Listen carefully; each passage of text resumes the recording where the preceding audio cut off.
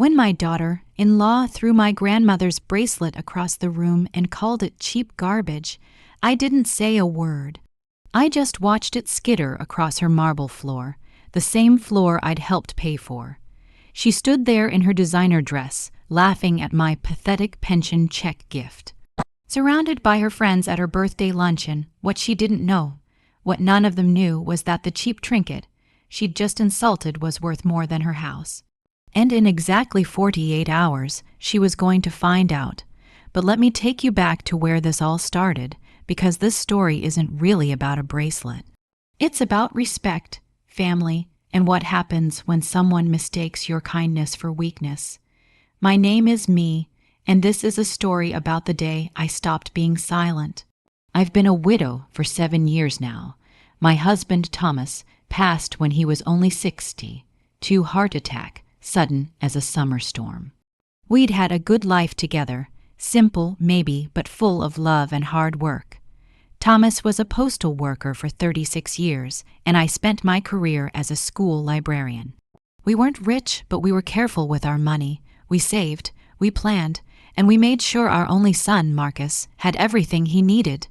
Marcus was our world. After Thomas died, that boy became my anchor. He'd call me every Sunday without fail, come by for dinner twice a week, and never forgot my birthday or Mother's Day. When he met Vivian 5 years ago, I was so happy for him. Finally, I thought, he'd found someone to build a life with. Vivian was beautiful, there was no denying that. Tall, polished, always dressed like she'd stepped out of a magazine. She worked in marketing for some tech company, made good money, and seemed confident in ways I'd never been at her age. At first, I thought maybe we just came from different worlds, her and me. She grew up in the city with parents who gave her everything. I grew up on a farm in Alabama, the youngest of 6 children, wearing hand. Me, downs and learning to make $1 stretch. But I tried, Lord knows I tried with that girl. When they got engaged, I offered to help with the wedding costs. My pension wasn't much.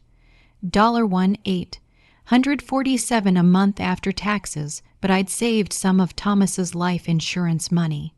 I gave them $8,000. Vivian smiled and thanked me, but I noticed she didn't hug me the way Marcus did.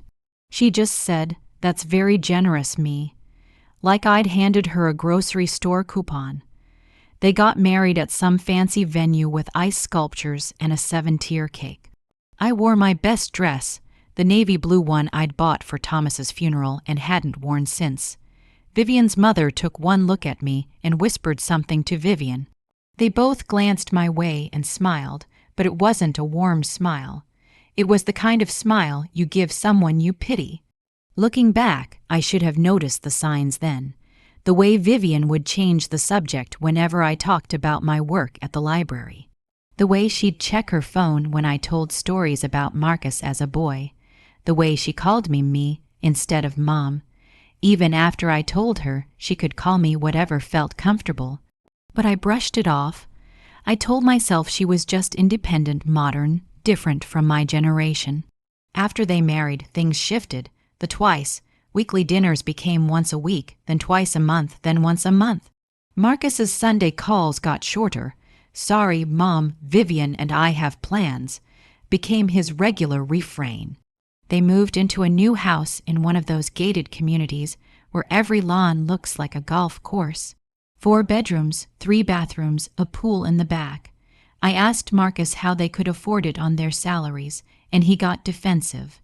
"Mom, we're doing fine," he said, his voice tight. "Vivian's really good with investments, and we both got promotions. I didn't push." I wanted him to be happy. It was June 14th, Vivian's 33rd birthday. The invitation came 3 weeks before, printed on thick cream, colored cardstock with gold lettering. "You're invited to celebrate Vivian's birthday, a luncheon at our home, June 14th at 1:00 p.m., light refreshments and cocktails. No gifts necessary, but if you insist, gift cards are always appreciated." That last line bothered me. Gift cards felt so impersonal, so cold. I wanted to give her something meaningful, something that showed I cared about her being part of our family. That's when I remembered the bracelet. It was tucked away in my jewelry box, wrapped in the same soft cloth. My grandmother had stored it in 70 years ago.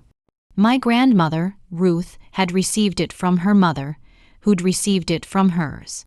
It was passed down through the women in our family, given to the eldest daughter, or in my case, the only daughter. But I never had a daughter. I had Marcus, and now Marcus had Vivian. I took the bracelet out and held it up to the light streaming through my bedroom window. It was beautiful, delicate gold links with intricate filigree work, set with small stones that caught the light and scattered it like tiny prisms. There were deep red ones, bright green ones, and clear ones that sparkled like ice. The clasp was engraved with initials that had been worn smooth by time. E.R. 1889. My grandmother used to tell me stories about this bracelet. How her grandmother, Esther Ruth, had received it as a wedding gift in 1008. 189, from a wealthy family she'd worked for as a seamstress.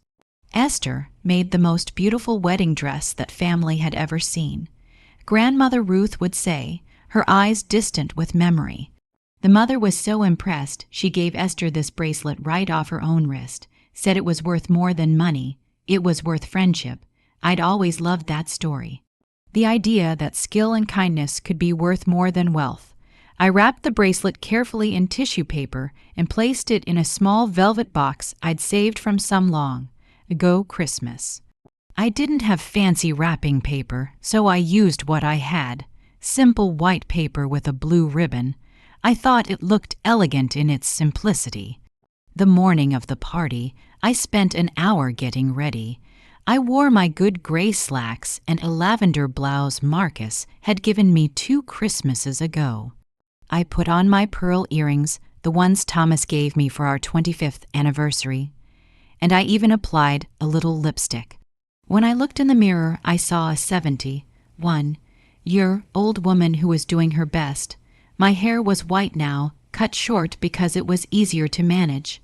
My hands were spotted with age, the veins prominent, but they were clean and my nails were neatly trimmed. I looked respectable. I looked like somebody's mother. I drove the 23 minutes to their house with the wrapped bracelet on the passenger seat beside me. My old Honda made a clicking sound that my mechanic kept saying he'd look at, but I'd been putting it off. Car repairs were expensive and my budget was tight. When I pulled up to their house at 12:52 p.m., I was always early. My mother taught me that being late was being rude. I noticed at least a dozen cars already parked along the circular driveway. Expensive cars, a white Mercedes, a black BMW, a silver Lexus that still had the temporary tags. My Honda looked like a rusty tin can among them. I walked up to the front door, the small wrapped box clutched in my hand, and rang the doorbell. It played a melody, some classical piece I didn't recognize. Through the frosted glass panels, I could see movement, hear laughter and the clink of glasses. Marcus answered the door. He looked handsome in his pressed khakis and light blue button-down shirt, but there was something in his eyes when he saw me. Was it embarrassment? It was gone so quickly I couldn't be sure. "Hey, Mom," he said, leaning in for a quick hug. "You're early, better than late," I replied with a smile. "You look nice, sweetheart." "Thanks, come in. Vivian's in the living room with everyone." He said everyone, with a certain emphasis that made me feel like I wasn't part of that group. I followed Marcus through the foyer with its crystal chandelier. They'd bought that after I'd given them $3,000 last Christmas when Vivian said they were having cash flow issues, and into the expansive living room. There must have been 20 women there, all around Vivian's age, all dressed like they'd coordinated their outfits from the same expensive boutique. They held champagne flutes and tiny plates with food I couldn't identify, little crackers with pink stuff, vegetables carved into flowers. Everything looked like art. Vivian stood in the center of it all, wearing a red dress that probably cost more than 2 months of my pension. Her dark hair was swept up in some complicated style, and her makeup was flawless. She was laughing at something one of her friends was saying, her hand resting on a tower of presents stacked on the coffee table. Gift bags with tissue paper erupting from them like fountains, boxes wrapped in metallic paper, everything expensive looking. My small white package with the blue ribbon suddenly felt very inadequate. "Vivian, look who's here," Marcus said, his voice artificially bright. Vivian turned, and her smile faltered for just a fraction of a second before she recovered. "Me, you made it. Come in, come in." She didn't walk over to greet me. She just stood there, waiting for me to come to her, like a queen receiving a subject. I walked across that vast room. They'd had the hardwood floors refinished last month. I'd given them another $2,000 to help with that, and everyone's conversation seemed to dim. I could feel their eyes on me, assessing, judging. "Happy birthday, Vivian," I said warmly, holding out my small package. "I hope you have a wonderful year ahead." She looked at the package like I'd handed her a dead fish. "Oh, me, you didn't have to bring anything. I said no gifts necessary." "I know, but I wanted to. This is something special. It's been in my family for—" "How sweet." She interrupted, taking the package and immediately setting it aside on an end table without even looking at it. "Thank you. Can I get you something to drink? We have champagne, white wine, mimosas. Just water would be fine." One of her friends, a blonde woman with sharp cheekbones, leaned over and whispered something to the woman next to her. They both glanced at me and smiled, not friendly smiles. Marcus brought me water in a crystal glass, and I stood awkwardly near the edge of the room while Vivian returned to entertaining her friends. I didn't know any of these women.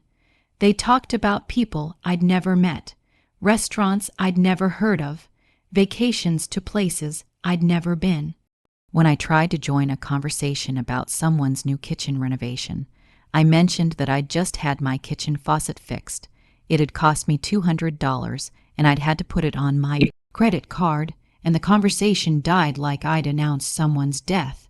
After about 30 minutes of standing there, feeling invisible, Vivian announced it was time to open presents. "Ladies, let's gather around," she called out, her voice musical and commanding. "Time to see what you all got me, and I'm sure it's all fabulous because you all have impeccable taste." Everyone laughed and moved toward the seating area. I stood in the back, still holding my water glass, watching. She opened the presents one by one, pulling out designer handbags, expensive perfumes, jewelry from brand names I recognized from commercials, gift cards to high-end stores. Each time, she'd squeal and thank whoever gave it, holding it up for everyone to see. Her friends applauded and complimented each other's gift choices. "Oh my God, this is gorgeous. You know me so well. This must have cost a fortune." Then she reached for my package. The small, simple white one with the blue ribbon. She looked at it with something like confusion, like she'd forgotten it was there. "What's this one?" she asked. "That's from me." One of her friends said, "The blonde with sharp cheekbones." I saw her eyes glitter with something mean. Oh, right. Vivian picked it up, and I could see her weighing it in her hand, judging it before she'd even opened it. She pulled off the ribbon. I'd tied it so carefully and tore the paper. When she opened the velvet box and saw the bracelet inside, her face did something I'll never forget. Her lips twisted, her nose wrinkled. It was disgust. "What is this?" she asked, holding the bracelet up between 2 fingers like it might contaminate her.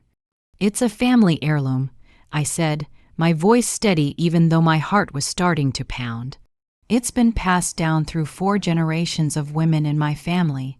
My great-great-grandmother received it in 1889, and it looks like something from a thrift store," she said, and several of her friends laughed. "Is this even real gold? These stones look like colored glass." I felt my face grow hot. "Vivian, that bracelet is very special. It's been me, honey. She said, her voice dripping with condescension. I know you're on a fixed income.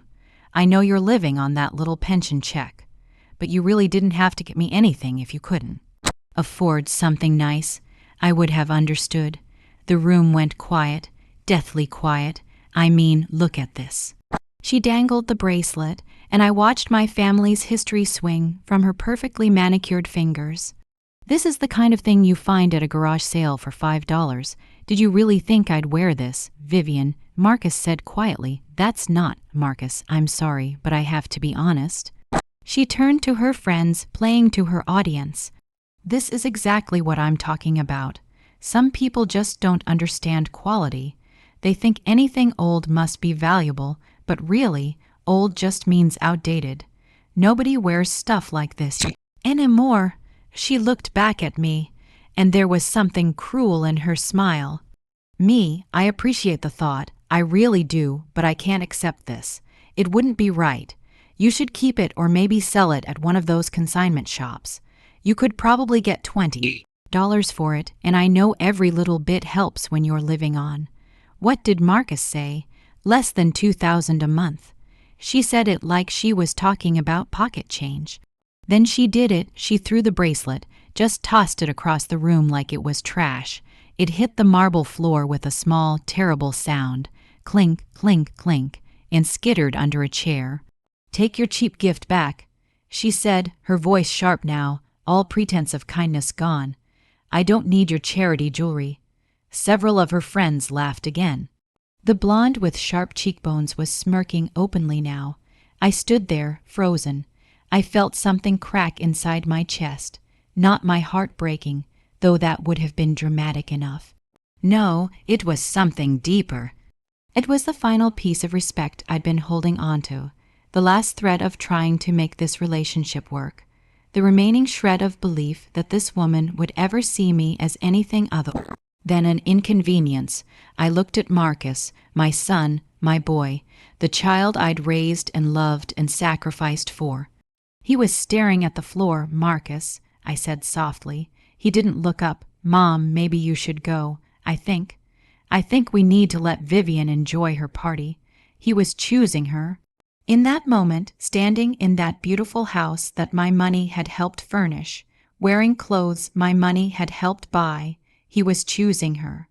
I walked across that marble floor, got down on my knees, something that hurt at my age, my joints protesting, and picked up my grandmother's bracelet from under the chair.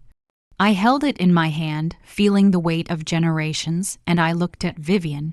You have no idea what you just did, I said quietly. She rolled her eyes. Please don't be dramatic, me. It's just a piece of old jewelry.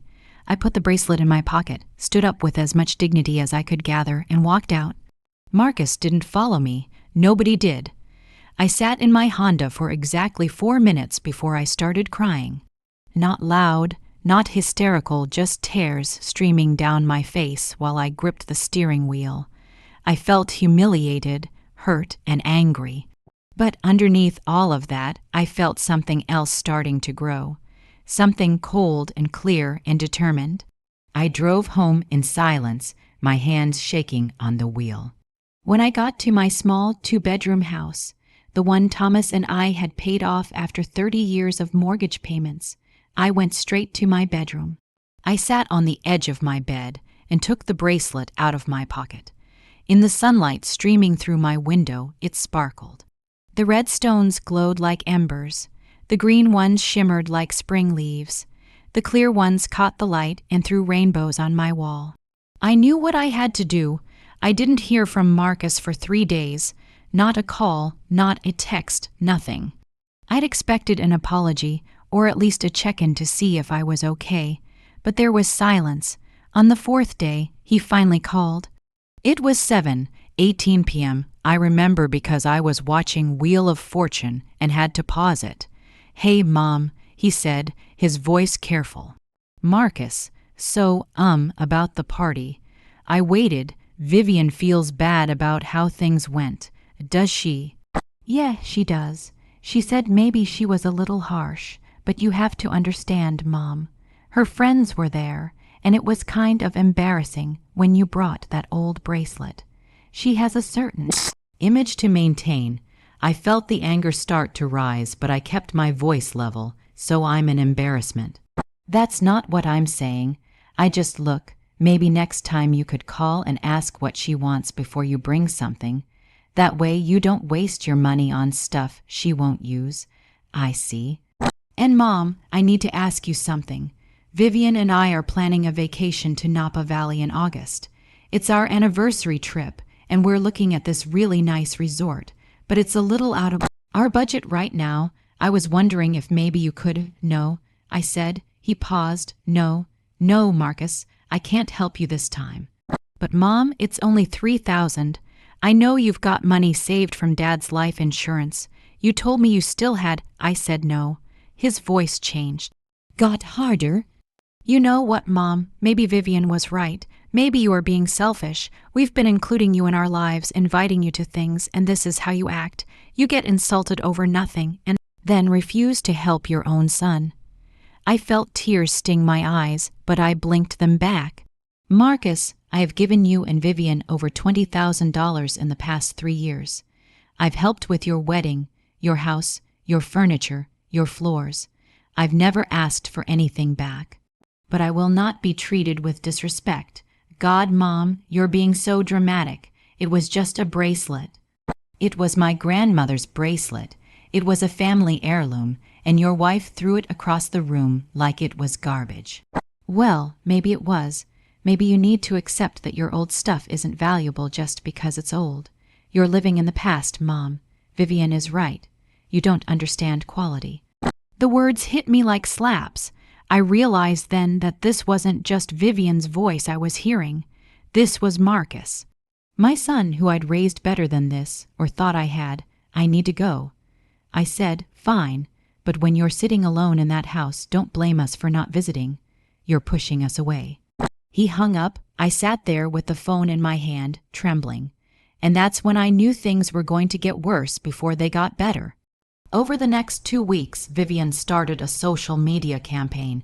She didn't mention me by name, but anyone who knew us would understand exactly who she was talking about. So blessed to have learned the difference between real class and people who just pretend. She posted on Facebook, alongside a photo of her in an elegant restaurant. 3 likes. When family doesn't understand your lifestyle, sometimes you have to create distance for your own peace. Another post read. This one had a picture of her and Marcus on their porch, both smiling. 7 likes. Not everyone is capable of rising to your level, and that's okay. Keep shining. This one was shared 17 times. My phone started ringing. Friends from church, neighbors, even my sister in Florida, who I talked to maybe twice a year.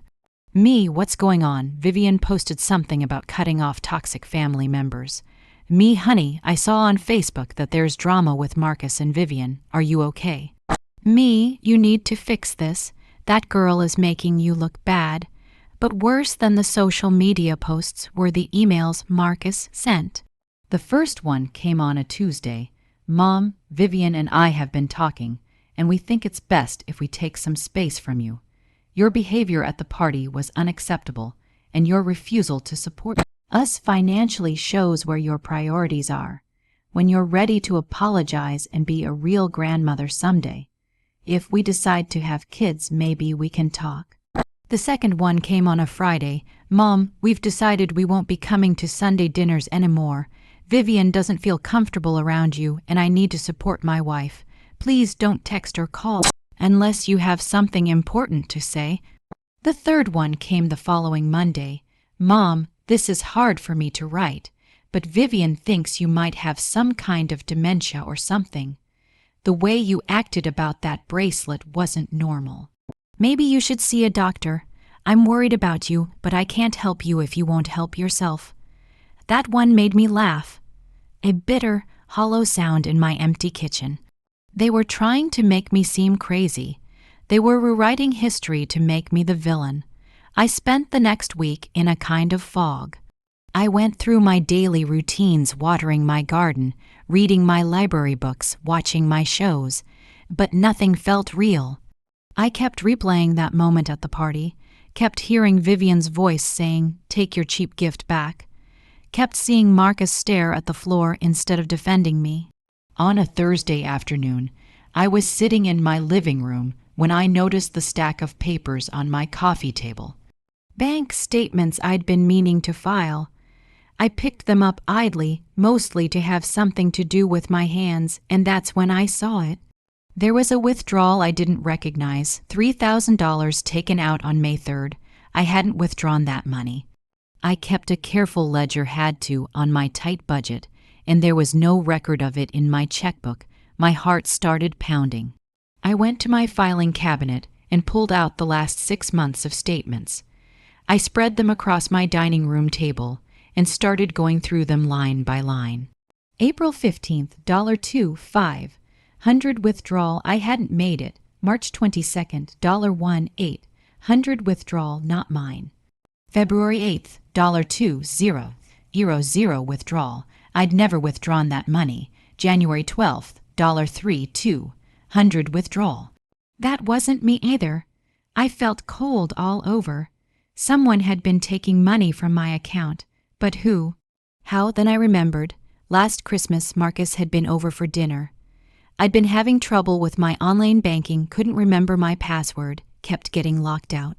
He'd offered to help me reset it and set up automatic bill pay so I wouldn't have to worry about it. I'd given him my account information, grateful for his help. He'd said he would write it down for me and put it somewhere safe. I'd thought he meant he'd write it down and give it to me, but he never had. Oh God, I called the bank immediately. It was 2:47 p.m. when I got through to a representative. "Yes, Mrs. Thompson, I'm showing multiple withdrawals from your checking account over the past 6 months. They were all made at ATM using your card." "But I don't use ATM. I always go inside the bank." "Well, someone with your card and PAN has been making these withdrawals. Can you tell me where the withdrawals were made?" There was clicking of keys. Let me see. Various locations, many of them near the intersection of Riverside Drive and Oak Street. That was 3 blocks from Marcus and Vivian's house. "How much total?" I asked, my voice shaking. More clicking. "In the past 6 months, there have been unauthorized withdrawals totaling $18,300. The room spun. I had to sit down. $18,300. I repeated, "Are you sure?" "Yes, ma'am." "Would you like to file a fraud report?" I hung up. I couldn't speak anymore. $18,300. Money I'd saved from Thomas's life insurance. Money I'd been careful with, stretching it, making it last. Money for emergencies, for medical bills, for my funeral someday so Marcus wouldn't have to pay for it. My own son had stolen from me. I sat at that dining room table until the sun set and the room grew dark. I didn't turn on the lights. I just sat there staring at those bank statements, feeling like my whole world had collapsed. But slowly, very slowly, the shock began to transform into something else, clarity, cold, sharp clarity. I started to piece things together. The expensive house, the new cars, the designer clothes, the vacations they were always posting about on Facebook. I'd thought Marcus had gotten promotions, that Vivian was good with investments, that they were successful young professionals. But they weren't successful. They were thieves, and those cash flow issues they'd always mentioned when asking me for money. They'd been lies, all of it had been lies. I thought about every time I'd given them money, $8,000 for the wedding, $3,000 for their furniture, $2,000 for the floors, another $1,000 here, $500 there. All while they were stealing from my account. I thought about how Vivian had mocked my pension check, called my bracelet cheap, thrown it across the room in front of her friends. And Marcus, my son, my baby boy, had stood there and let her do it, had stood there knowing they'd stolen from me. That's when I noticed something else in the papers scattered across my table. A letter from my bank, dated 2 months ago, that I'd apparently set aside and forgotten about. It was about my beneficiary designation on my accounts. The letter said there had been a recent change to my beneficiary information and asked me to confirm it was correct. I hadn't changed any beneficiary information. I called the bank the next morning, first thing when they opened at 9:00 a.m. Yes, Mrs. Thompson, I'm showing that on March 3rd, your beneficiary designation was changed from estate of me Thompson to Marcus Thompson, sole beneficiary. I didn't make that change. It was done through our online portal using your login credentials. It would have required your password and security questions. Marcus had that information. He'd set up my online banking. Can you tell me if there were any other changes made to my accounts? More clicking. A long pause. Mrs. Thompson, I'm also showing that there was an attempt to add a joint account holder to your checking and savings accounts on April 17th. The request was denied because it required in-person verification with 2 forms of ID, but the attempt was made. They'd tried to add themselves to my accounts. If they'd succeeded, they could have drained everything, and it wouldn't even have been theft. They'd have had legal access. I hung up and sat very still. Then I did something I hadn't done in years. I called my old friend Dorothy, who'd worked at the bank for 30 years before retiring. Dorothy, I need advice. I told her everything: the stolen money, the changed beneficiary, the attempted joint account addition. She listened without interrupting, and when I finished, she was quiet for a long moment. Me. She finally said, they're positioning themselves to take everything. If something happened to you, God forbid, Marcus would get all your money as sole beneficiary, and they've already shown they're willing to steal from you while you're alive. You need to protect yourself, honey, and you need to do it now. How? First, you file a fraud report with the bank. Then you change all your passwords and PIN. Then, she paused. Then you call a lawyer, me, because this isn't just about money. This is elder financial abuse, and it's a crime. I spent the weekend thinking. I didn't call Marcus. I didn't respond to Vivian's latest Facebook post, this one about how some people never learn to let go of the past. I just thought. On Monday morning, I put on my good Navy dress and drove to a law office downtown. I'd found the attorney through Dorothy, her nephew, a man named David Chen, who specialized in elder law and estate planning. His office was small but neat, with diplomas on the wall and family photos on his desk. He was maybe 40, with kind eyes and a firm handshake. Mrs. Thompson, my aunt told me a little about your situation. Why don't you walk me through it from the beginning? I did. I told him everything, starting with the bracelet and ending with the unauthorized beneficiary change. I showed him my bank statements with the highlighted withdrawals. I showed him the letter from the bank about the beneficiary change. I told him about the ATM locations near Marcus's house. When I finished, David Chen sat back in his chair and steepled his fingers. Mrs. Thompson, what your son and daughter-in-law have done constitutes elder financial abuse. In this state, that's a felony. You have several options here. I don't want to send my son to prison. I said quickly, I understand, but you need to protect yourself. Let me ask you something. Do you have a will? Yes, everything goes to Marcus. He's my only child. And he knows this, yes? David Chen nodded slowly. Mrs. Thompson, I'm going to be blunt with you. Based on what you've told me, I believe your son and daughter-in-law are systematically financially exploiting you. They've stolen over $18,000. They've changed your beneficiary designation without permission. They've attempted to gain joint access to your accounts, and they've isolated you socially, cutting you off from family events, making you look unstable on social media, suggesting you have dementia. Why would they do all that? Because, Mrs. Thompson, I believe they're positioning themselves to take everything you have, either through continued theft or through inheritance.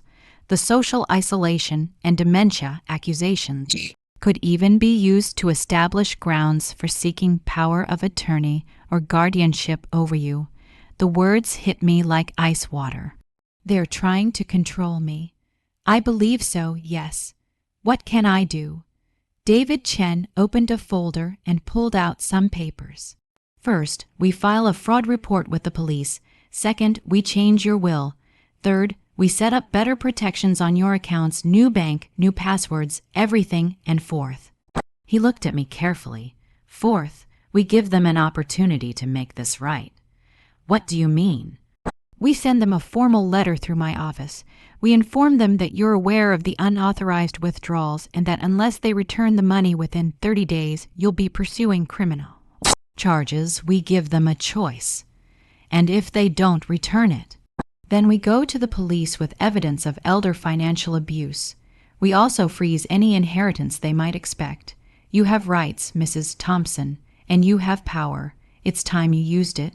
I thought about that bracelet lying in the velvet box in my bedroom. I thought about my grandmother's stories. I thought about how Esther Ruth had been brave enough to walk into a wealthy household and demand fair payment for her work. I thought about how my grandmother had been brave enough to leave an abusive husband with nothing but that bracelet and 3 children in tow. Let's do it, I said. Over the next 3 days, David Chen and I worked on my case. He filed the fraud report with the bank, who immediately froze my old accounts and helped me open new ones at a different bank with enhanced security features. He drafted a new will that left everything to a scholarship fund for underprivileged students, something Thomas and I had always talked about doing, but never got around to. He also drafted the letter to Marcus and Vivian, but I asked him to wait before sending it. Why? He asked. Because there's something else I need to do first. I'd been thinking about that bracelet, about Vivian calling it cheap, saying the stones looked like colored glass, about her throwing it across the room, about her suggesting I sell it at a consignment shop for $20. I'd never had it appraised, neither had my mother or my grandmother. It had always just been the family bracelet, valuable because of its history, not its monetary worth. But I kept thinking about those stones, the way they caught the light, the intricate gold work, the engraving from 1889. On Wednesday afternoon, I drove to a jewelry store in the historic district downtown. Not one of those chain stores in the mall, but a proper jeweler's shop that had been in business since 1952. The sign said Whitmore & Sons, Fine Jewelry and Appraisals. An elderly man with white hair and spectacles looked up when I walked in. Good afternoon. How can I help you? I took the velvet box from my purse and set it on the counter. I'd like to have this appraised, please. He opened the box, and I watched his face change. His eyebrows went up. He lifted the bracelet carefully, turning it over in his hands, examining it with a jeweler's loupe. Where did you get this? He asked. It's been in my family since 1889. My great-great-grandmother received it as a gift. He was quiet for a long time, studying the bracelet under a bright light. Finally, he looked up at me. Mrs. Thompson, me Thompson. Mrs. Thompson, do you know what you have here? Just a family heirloom, sentimental value mostly. He smiled. I think it's considerably more than that. These aren't colored glass. These are gemstones, natural rubies, emeralds, and diamonds, and this gold work. This is late Victorian-era craftsmanship. Extremely fine quality. The hallmark here is from a prestigious English jewelry house that no longer exists, and this engraving E.R. 1889. That's hand done, which is very rare. My heart started pounding. What are you saying? I'm saying this bracelet is worth having formally appraised by a certified gemologist. But if I had to give you a preliminary estimate based on 40 years of experience in this business, he looked at me over his spectacles, I'd say you're holding somewhere between $80,000 and $120,000 in your hand. The room tilted. I actually had to grab the counter to steady myself. That can't be right. I could be wrong, but I don't think I am. Would you like me to send it to our certified appraiser? It would take about a week, and there's a fee of $200. Yes, I whispered. Yes, please. He carefully placed the bracelet back in its box and wrote me a receipt. We'll call you when the appraisal is complete, but Mrs. Thompson, please ensure this properly. What you have here is museum quality. I walked out of that jewelry store in a daze. I sat in my car for 20 minutes just breathing, the cheap trinket, the garage sale jewelry, the thing worth maybe $20 at a consignment shop. It was worth over $100,000. All my life, I'd known the bracelet was special because of its history, because it connected me to strong women who'd survived hardships, because it represented family and endurance and love. I'd never known it was actually valuable, truly, substantially valuable. And Vivian, cruel, materialistic Vivian, who only cared about designer labels and image and keeping up appearances, had thrown it across the floor like trash. The irony was so sharp, it almost made me laugh, almost. I drove home and called David Chen. The bracelet I told you about, the one my daughter-in-law mocked, I just had it appraised. Preliminary estimate is $80,000 to $120,000. There was a long pause.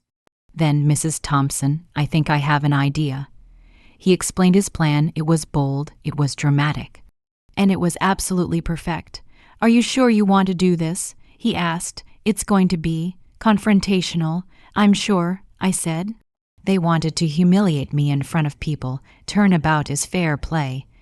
Over the next week, while I waited for the formal appraisal, David Chen helped me prepare. We gathered all the evidence of the fraud bank statements, ATM records, login history showing the beneficiary change, everything. We prepared the demand letter, and we planned the confrontation. The formal appraisal came back 8 days later. Mr. Whitmore called me himself. Mrs. Thompson, I have your appraisal. Are you sitting down? Yes. The bracelet has been certified by our gemologist. It contains 3 carats of natural rubies, 2 carats of natural emeralds, and 4 carats of diamonds, all of excellent quality. The gold is 18 carat, and the craftsmanship has been authenticated as Victorian era, approximately 1880-1890. The jewelry house was Pemberton and Sons of London, a very prestigious maker. Taking into account gemstone quality, the historical significance, the craftsmanship, and the provenance, the certified appraisal value is, he paused, $137,000. I'd thought I was prepared.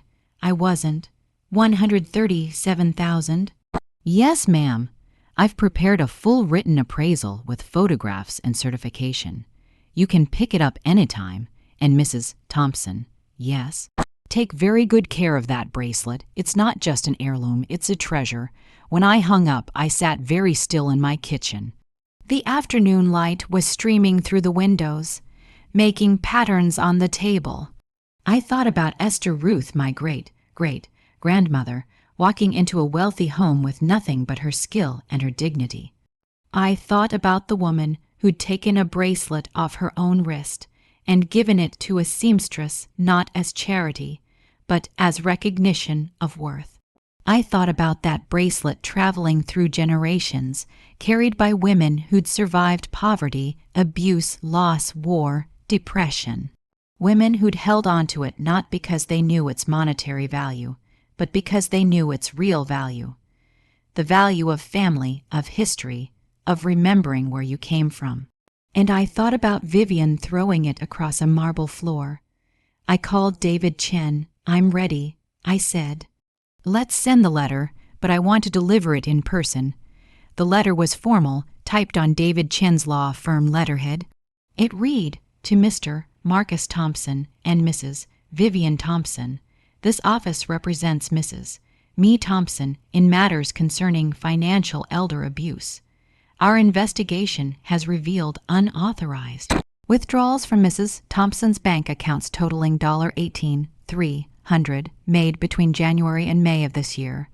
These withdrawals were made using Mrs. Thompson's ATM card and PN number, which were in your possession.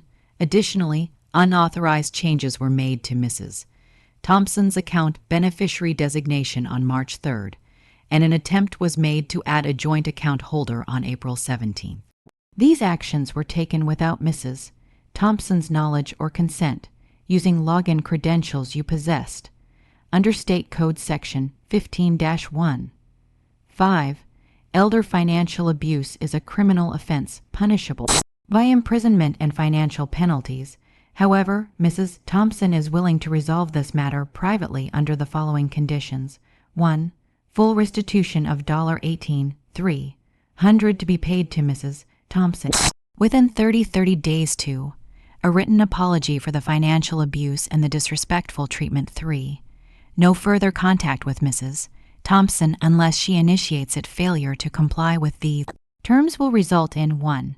Filing of criminal charges with the District Attorney's Office. 2. Civil lawsuit for damages and emotional distress. 3. Public disclosure of the financial abuse. You have until July 15th to respond to this letter. All communication should go through this office. David Chen, attorney at law. I read it 3 times. It was perfect. Clear, firm, professional.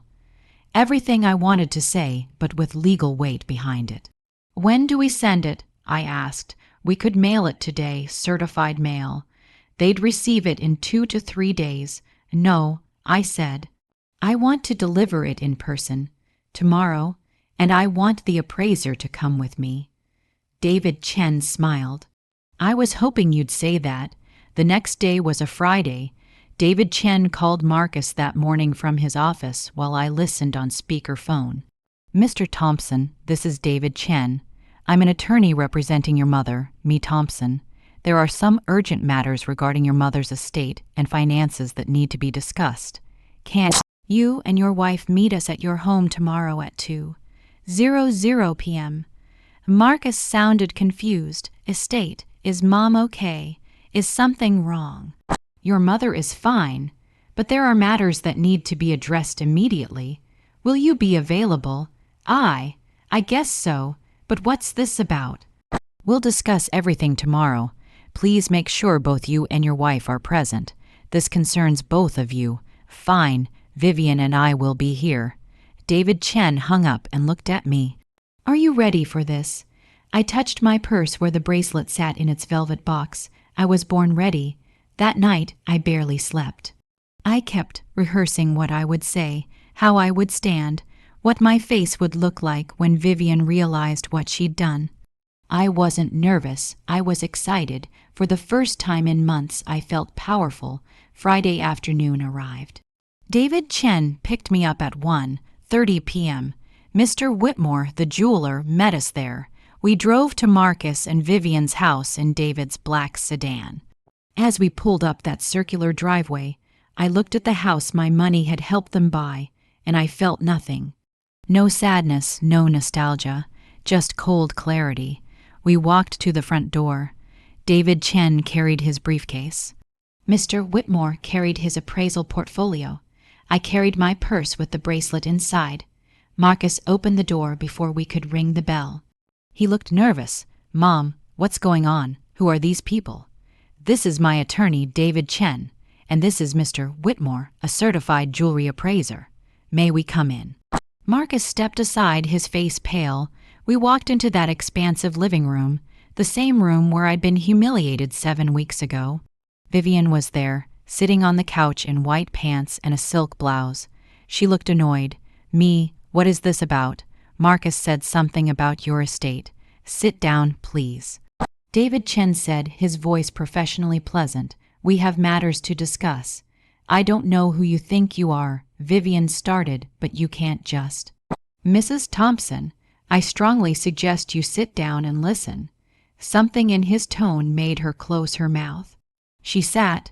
David Chen opened his briefcase and pulled out copies of the bank statements.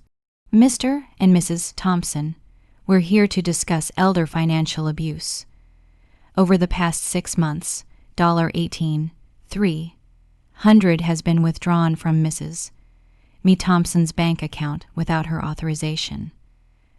Withdrawals were made at ATM near this residence using her card and PIN.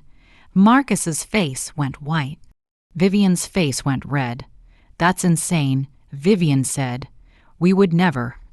We have the ATM surveillance footage. David Chen said calmly, pulling out photos. That's you, Mr. Thompson, At the ATM on Oak Street on March 22nd, withdrawing $1,800 from your mother's account. Marcus looked like he might vomit. We also have records showing unauthorized changes to account beneficiaries and attempted addition of joint account holders. All of this constitutes criminal elder financial abuse under state law. Now wait a minute, Marcus said, his voice shaking. Mom gave me her bank information. She asked me to help her with her accounts, to help her manage her bills. David Chen said not to steal from her. Did Mrs. Thompson give you permission to withdraw $18,000? Silence. Did she give you permission to change her beneficiary designation? More silence. Did she give you permission to attempt adding yourself as a joint account holder? She's my mother, Marcus said weakly. That money would have been mine eventually anyway. Ah, David Chen said, so you're admitting you took the money? Vivian jumped up. We're not admitting anything. You can't prove. We can prove everything, David Chen said. We have bank records, ATM footage, login records showing exactly when and where the changes were made. We have everything we need to file criminal charges. Vivian turned to me. Her face was ugly with rage. You can't do this? You're his mother. What kind of person sends their own son to prison? What kind of son steals from his mother? I asked quietly. We didn't steal. You gave us that money. You were happy to give it to us. The money I gave you as gifts is different from the money you took without asking. Oh, please, Vivian spat. You're just bitter because we have a life and you don't. You're just a lonely old woman with nothing better to do than cause problems. That's what this is really about, isn't it? You're jealous. I looked at her, really looked at her. This woman who'd mocked my pension, thrown my bracelet, stolen from me, turned my son against me. This woman who valued only money and status. And appearance, no. I said, I'm not jealous, I'm done. Done with what? Done being disrespected. Done being stolen from? Done being treated like I'm worthless. I reached into my purse and pulled out the velvet box, but before we discuss the terms of repayment, there's something I want to show you. I opened the box. The bracelet sparkled in the afternoon light streaming through their windows. Vivian glanced at it and sneered. Oh my God, you brought that cheap thing. Are you seriously still hung up on that ugly bracelet? Mr. Whitmore, I said calmly, would you please explain to Mrs. Thompson what she's looking at? Mr. Whitmore stepped forward. He was in his element now, professional and assured. He opened his portfolio and pulled out the official appraisal document with its embossed seal and detailed photographs. Mrs. Thompson, he said, addressing Vivian. This bracelet was created by Pemberton and Sons of London, one of the most prestigious jewelry houses of the Victorian era. It contains 3 carats of natural rubies, 2 carats of natural emeralds, and 4 carats of diamonds, all of excellent quality. The gold is 18-carat hand, crafted with techniques that are no longer commonly practiced. The piece has been authenticated, certified, and appraised. He handed the document to her. The current market value, based on the quality of the gemstones, the historical significance, and craftsmanship, is $137,000. The room went absolutely silent. Vivian stared at the document like it was written in a foreign language. Her mouth opened and closed. No sound came out. Marcus grabbed the document from her hands. That can't be right. It's quite right, Mr. Whitmore said. I've been in this business for 40 years. I've worked with Christie's and Sotheby's. This is one of the finest pieces I've had the pleasure to appraise. $137,000. Marcus whispered, Oh my God. Oh my God? Vivian's face had gone from red to white to a sort of grayish green. She looked at the bracelet, then at me, then back at the bracelet. But it looked so. I thought it was. You thought it was cheap. I said. You called it garbage. You mocked my pension check and said I should sell it at a consignment shop for $20. You threw it across the floor like trash. I didn't know, she whispered. No. I said, You didn't know its monetary value. But you knew its value to me. You knew it was a family heirloom that had been passed down for generations. You knew I gave it to you with love, trying to welcome you into my family, and you threw it in my face. Mom, Marcus said, and his voice was desperate now. Mom, we didn't know. If we'd known it was worth, that's exactly the problem, Marcus. If you'd known it was worth money, you would have kept it. You would have been nice to me, but because you thought it was worthless, you showed me exactly what you really think of me. That's not fair. Isn't it? You stole $18,000 from me. You changed my beneficiary designation without asking. You tried to add yourself to my bank accounts. You cut me off from family events. Your wife mocked me in front of her friends. And through all of it, you stood by and let it happen, my own son. Marcus's eyes were filling with tears. I'm sorry. Mom, I'm so sorry. I never meant. Vivian said we needed the money, and I thought you wouldn't miss it, and so it's Vivian's fault. No, yes, he looked at his wife, panicking. You said we needed the money. You said she wouldn't notice. Vivian was still staring at the bracelet in my hand. $137,000, she said again, like she was stuck. That bracelet is worth more than our down payment. That bracelet is worth more than both our cars. That bracelet, I said, has been in my family since 1889. It survived the Depression. It survived World War II. It survived poverty and loss and generations of hardship. It was passed from mother to daughter as a symbol of strength and survival. My great-grandmother earned it with her skill and dignity, and you threw it across the floor. I'm sorry, Vivian said, but her eyes were still on the bracelet. Even now, even in this moment, I could see her calculating, thinking about what she'd lost. Thinking about the money. No, you're not, I said. You're sorry you were wrong about the value. You're not sorry about how you treated me. David Chen stepped forward. Mr. and Mrs. Thompson, here are your options. You can repay the $18,300 you stole from Mrs. Thompson within 30 days, plus provide a written apology. If you do this, she won't press criminal charges. We don't have $18,000. Marcus said, his voice breaking. We spent it. On what? I asked, though I already knew. The trip to Bermuda last month, the new furniture, Vivian's car payment. My watch, we thought. He trailed off. You thought you'd stolen enough from me that you could afford your lifestyle. And when you ran out of what you stole, you asked me for more. Mom, please don't send me to prison. I'll pay it back. I swear I'll pay it back. I'll get a loan. I'll work extra hours. I'll do whatever it takes. You have 30 days, David Chen said, and the apology isn't optional. I'll write it tonight.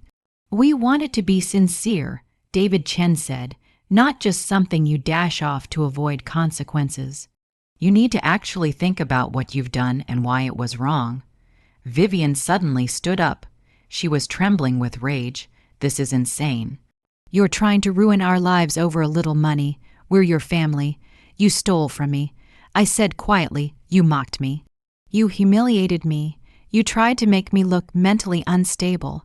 You cut me off from my own son.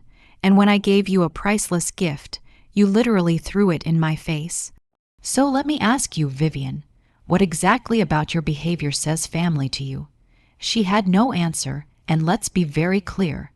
I continued, I'm not doing this to ruin your lives. I'm doing this to protect mine. Because if I let this go, if I just forgive and forget like I've done 100 times before, you'll keep doing it. You'll keep taking. You'll keep disrespecting me. You'll keep treating me like an ATM with no feelings. And someday, when I'm older and more vulnerable, you might try to take everything. We would never, Marcus started. You already tried. I said, and my voice rose for the first time, you tried to make yourself joint owner of my accounts. If that had gone through, you could have cleaned me out and left me with nothing. Do you understand that? You could have left your mother homeless and penniless. Marcus crumpled into a chair, his head in his hands. He was crying now, and part of me, the part that had rocked him as a baby, that had stayed up with him when he was sick, that had cheered at his baseball games and graduation, that part wanted to comfort him. But the stronger part, the part that had been awakened by being thrown away like garbage, that part stayed firm. 30 days, David Chen repeated, $18,300 returned in full, plus a written apology that demonstrates actual understanding of what you've done wrong. If we don't receive both by August 15th, we're filing criminal charges. We'll also be filing a civil lawsuit for emotional distress and damages, which, given the circumstances and your apparent income, we expect to win. The judgment would likely be significant and would attach to your assets, including this house. You'd take our house. Vivian asked, horrified. You tried to take her money. David Chen said simply, actions have consequences. Vivian looked at me. For the first time, there was something like fear in her eyes. Me, please, I'm sorry. I'm really, truly sorry. I was wrong about the bracelet. I was wrong about everything. Can't we just— No, I said. We can't just forget about it. What's done is done. Now you have a choice. Make it right, or face the legal consequences. That's it. I put the bracelet back in its velvet box and returned it to my purse. Then I stood up. David Chen and Mr. Whitmore stood with me. Wait, Marcus said, standing up quickly. Mom, please. Can't we talk about this? Just you and me. I looked at my son, at his face so much like his father's, at his hands that I'd held when he learned to walk, at his eyes that had looked at me with love for so many years. Marcus, I said gently, I love you. I will always love you. You're my son. But love doesn't mean letting you hurt me. Love doesn't mean being a doormat. Real love means holding you accountable and hoping you become a better person because of it. I will be better. I promise, then prove it, return the money, write the apology, and more importantly, think about what kind of man you want to be. Think about what your father would say if he could see what you've done. That hit him. He flinched like I'd slapped him.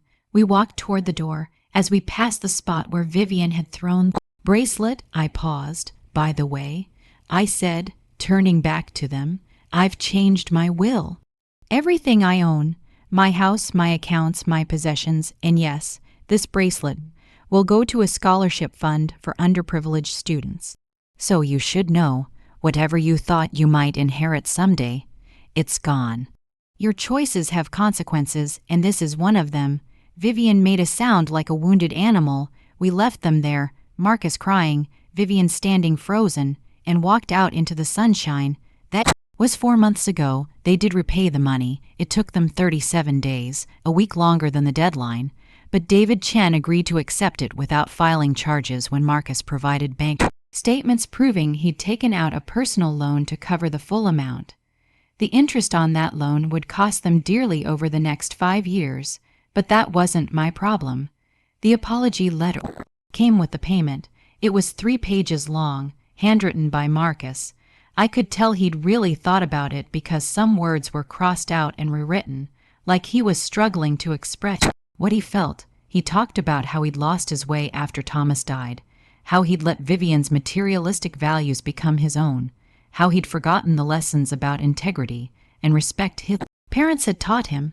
He said he understood if I never forgave him, but he wanted me to know he was genuinely sorry and was trying to become the man his father would have been proud of.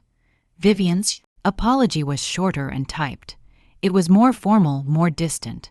She apologized for her inappropriate behavior and insensitive comments, and said she regretted any distress she'd caused. It read like something written by a lawyer, which it probably was. But at the end, she'd added a handwritten line. I was wrong about the bracelet and about you. I'm sorry. It wasn't much, but it was something. I haven't seen them since that day in their living room. Marcus calls me every few weeks now. Not every Sunday like he used to, but more often then. Before all this happened, the conversations are awkward, careful. He tells me about his job, about Vivian's job, about their lives. He doesn't ask for money anymore. He doesn't make excuses.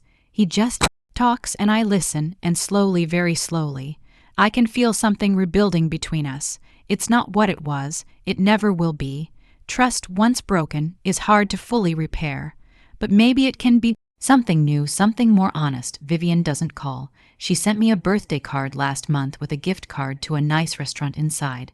There was no note. I used the gift card. It felt like accepting a white flag. But I went alone. Some of Marcus and Vivian's friends reached out to me after word got around about what had happened. The blonde woman with sharp cheekbones, her name was Jennifer, actually came to my house and apologized. She said she'd felt uncomfortable that day at the party, but hadn't said anything, and she was sorry for laughing at Vivian's cruelty. She told me that several of Vivian's other friends had distanced themselves from her after they heard what she'd done. Nobody wants to be friends with someone who treats their mother-in-law like that, Jennifer said. It makes you wonder how they'd treat you. My church friends rallied around me once they knew the real story. Dorothy brought me casseroles for 2 weeks straight. My neighbor, Helen, started coming over for tea every Thursday afternoon. My sister in Florida called me every Sunday, the calls Marcus used to make, and we talked for hours about everything and nothing. I realized I wasn't alone as I'd felt. The bracelet sits in a safety deposit box now, in my new bank account with my new passwords that only I know. I've added it to my insurance policy, a separate rider for Hive, jewelry that costs me $42 a month. It's worth it. Sometimes I go to the bank and ask to see it. I sit in one of those private rooms and hold it in my hands, feeling the weight of generations. I think about Esther Ruth, demanding fair payment for fair work. I think about my grandmother, leaving an abusive husband with 3 children and nothing else. I think about my mother, working 2 jobs to keep us fed during the Depression. I think about all the strong women who carried this bracelet and carried on. And I think about how close I came to letting it be thrown away literally and figuratively by people who couldn't see its value. I learned something important through all of this. I learned that silence isn't the same as peace. I learned that keeping peace by accepting disrespect isn't really peace at all. It's just delayed conflict. I learned that sometimes the kindest thing you can do for someone is hold them accountable, even when it hurts you both. I learned that family isn't just about blood. It's about respect and love and treating each other with dignity. Without those things, you're just people who happen to be related. I learned that I'm stronger than I thought I was. For years, I'd seen myself as just Thomas's wife, just Marcus's mother, just an old woman living on a pension. But I'm more than that. I'm me, Thompson, and I have value not because of a bracelet worth $137,000, but because I'm a human being who deserves respect. And I learned that it's never too late to stand up for yourself. If you're listening to this and you're going through something similar, if someone in your life is taking advantage of your kindness, stealing from you, disrespecting you, making you feel worthless, I want you to know something. You deserve better. You deserve respect. You deserve dignity, and you have more power than you think you do. Don't wait until you're humiliated in front of a room full of people. Don't wait until someone literally throws your love back in your face. Don't wait until you've lost thousands of dollars or years of your life. Stand up now, speak up now, get help now. Whether it's from a lawyer, a friend, a counselor, a support group, reach out. You don't have to face it alone, and remember this, your worth isn't determined by how other people treat you. Your worth is inherent. You were valuable the day you were born, and you'll be valuable the day you die. Nobody can take that from you unless you let them. I hope Marcus and Vivian learn from this. I hope they become better people, but even if they don't, I'll be okay, because I've learned to stand on my own. I've learned to value myself, and I've learned that sometimes the greatest treasure isn't what you inherit, it's what you refuse to give away. Thank you for listening to my story. If this resonated with you, I'd love to hear about your experiences in the comments below. Sometimes just knowing we're not alone makes all the difference. This is me, Thompson, reminding you that every story has a lesson, and yours might be just beginning. Don't be afraid to write your next chapter with strength and dignity. You deserve it. God bless. Thank you for staying with me till the very end. Now take a moment and ask yourself, if you were in this person's place, what would you do? Please share your answer in the comments. I truly value every voice and read each one. Also, let me know where you first heard this story. If stories like this touch your heart, don't just watch. Support the channel. Like the video and subscribe because many more real life stories are waiting for you. With heartfelt greetings, until next time.